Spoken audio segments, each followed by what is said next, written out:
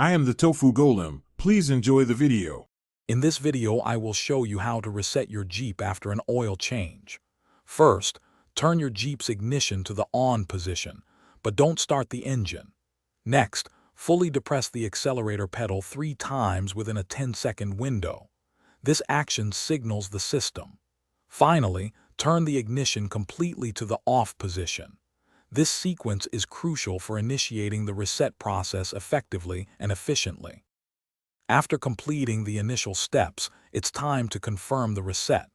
Start your Jeep's engine and observe the dashboard. The oil change indicator light should now be off. If for any reason the light remains illuminated, don't worry. Simply repeat the entire reset procedure, paying close attention to each step. Precision is key to ensuring the system registers the reset correctly. While the accelerator pedal method works for many Jeep models, some newer vehicles might require a slightly different approach.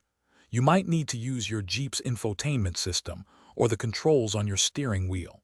Navigate through the menus to find Vehicle Information or Oil Life.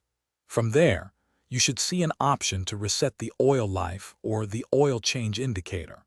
Follow the on-screen prompts to complete the process. Before you reset the oil change light, always ensure you've actually performed an oil change. Resetting the light without fresh oil can lead to engine damage.